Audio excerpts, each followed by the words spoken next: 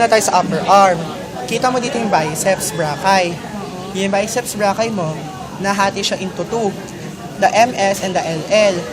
Lateral or long head, median or short head. Tapos, pag chinever mo siya at kinemper, makikita mo sa ilalim, coracobrachialis.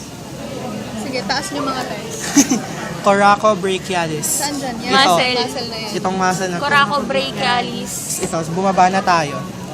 Dito, lagi ko lang pinatandaan, yung brachioradialis mo, naka-align siya sa thumb. Yeah.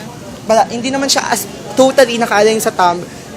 Basta, pag, Basta pag part ng radius pag makita or- mong nasa thumb, yun yung brachioradialis. Ito yung pinaka-chever na muscle para sa akin. Brachioradialis. Brachioradialis. Brachioradialis. Yung brachioradialis mo, pagpa-posterior tayo ha. Kasi ang nasa anterior mo ay flexors and pronators. Yung nasa posterior mo ay extensors and supinators. Extensor at saka supinator. Oo, kasi tama nga naman, yung sinabi sana ng kaibigan ko, hindi ka naman makakapag-text pa likod. Sa ulit. Ang On record.